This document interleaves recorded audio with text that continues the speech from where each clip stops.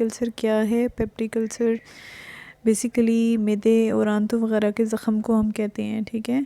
इसमें हमारी मैदे और आंत की जो अंदरूनी लाइनिंग या तय है वो मुतासर होती है, और अभी इसमें आपको उसकी मुख्तलिफ लोकेशन या जगह जिस जगह पे अल्सर होता है वो दिखाई गई, आप और से देख सकते हैं। अब स्टमक अल्सर्स या मैदे के अल्सर की वजूहात क्या होती हैं? ये बैक्टीरियल इन्फेक्शन भी होता है, या दर्दों की गोलियों, दर्द और सूजन के लिए जो गोलियाँ इस्तेमाल होती हैं उनकी वजह से भी होता है।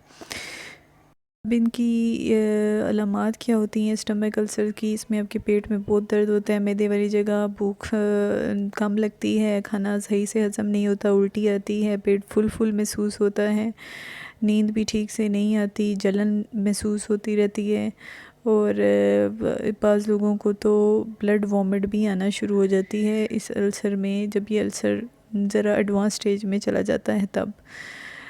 और उसके अलावा आप इसकी बात करें कि किन चीज़ों की वजह से ये अल्सर बढ़ जाता है। खाने की चीज़ें, उनमें मिर्च का इस्तेमाल, कॉफ़ी हो गई है, और चाय है, चॉकलेट है, सिट्रस फ्रूट्स एंड टोमेटो वगैरह है, ये सब चीज़ें आपको, और डेयरी प्रोडक्ट्स या दूध की बनी हुई चीज़ें, इनसे अल्सर बिगड़ता है।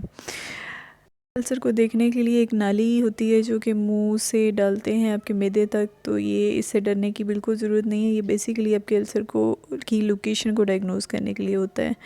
अब अल्सर के लिए कौन सी खुराक अच्छी है? उसमें बंद गोभी है, शहद का इस्तेमाल है, केले का इस्तेमाल है, और लहसुन का इस्तेमाल बहुत अच्छा होता है। आप जितना हो सके चीज़ों को इस्तेमाल करें, और इससे बचने के लिए थोड़ा थोड़ा करके 4 से 5 बार दिन में खाएं, आराम करें, और खाना सोने से कम से कम 3 घंटे पहले खाएं तो ज़्यादा बेहतर है, और सीधे कुर्सी पर सीधे होकर बैठना चाहिए। अब आपको कब अपने डॉक्टर को मिलना है? जब भी आपको लगे कि आपने मैदे के अल्सर के लिए कोई दवाइयाँ वगैरह खा रहे हैं और हफ्ते से ज़्यादा हो गया और आपको आराम नहीं आ रहा, तो आपको अपने डॉक्टर को लाजमी मिलना चाहिए, क्योंकि इसकी कॉम्प्लिकेशंस भी बहुत ज़्यादा हैं।